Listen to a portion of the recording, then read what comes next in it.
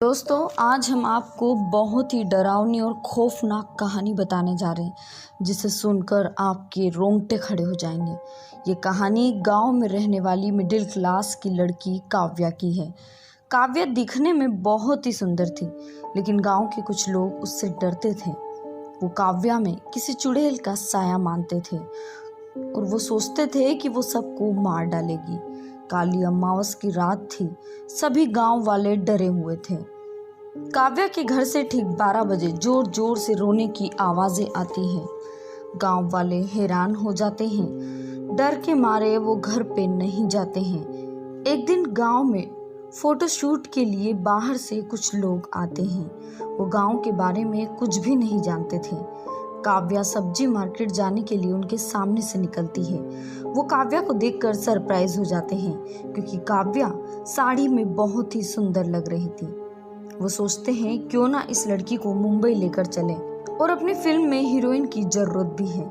सभी हाँ कर लेते हैं और काव्या के पास जाकर कहते हैं, तुम हमारे साथ मुंबई चलो, हम तुम्हें हीरोइन बना देंगे। लेकिन काव्या उन्हें कोई जवाब नहीं देती है। ना तो वो ना कहती है, ना ही उन्हें हाँ कहती है। फिर लड़के प्लान बनाते हैं, क्यों ना इस बार गांव के किसी व्यक्ति से कहकर काव्या से बात की जाए। वो गांव के किसी व्यक्ति को बुलाते हैं और जहां काव्या सब्जी खरीदती है वहां पर भेजते हैं। तो वो गांव के व्यक्ति से को भी कोई जवाब नहीं देती है। फिर वो लोग सोचते हैं क्यों ना इसके किसी फ्रेंड से बोलकर और उसे 500 रुपये देकर काव्या को बुलाने का कहते हैं। जैसे ही वो काव्या को उनके रूम पर लेकर आता है, काव्या को देखकर लड़के खुश हो जाते हैं। मन ही मन नेगेटिव प्लान सोचने लगते हैं।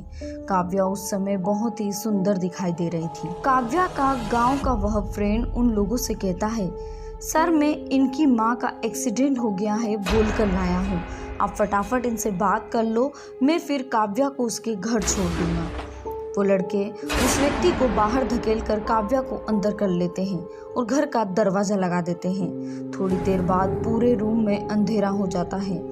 वो काव्या से जबरदस्ती करने की कोशिश करते हैं, लेकिन पता चलता है कि काव्या बोल नहीं सकती, वो गूंगी है। वो चिल्लाती है, लेकिन वहाँ आवाज़ सुनने वाला कोई नहीं था। इतने में एक रोशनी होती है, उसमें से एक औरत उन चारों लड़कों को मार देती है और चली जाती है।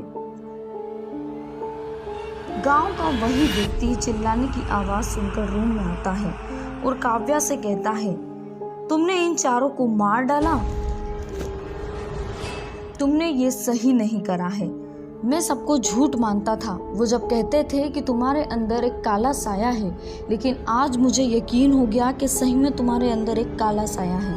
इतने में काव्या की मदद करने वाली आत्मा प्रकट होती है। वो कहती है, मैं इसकी माँ हूँ, ये बोल नहीं सकती, इसलिए इसकी मदद के लिए इसके साथ मेरी आत्मा भटकती रहती है। गांव वाला वह व्यक्ति समझ जाता है। वो काव्या को घर छोड़कर आ जाता है।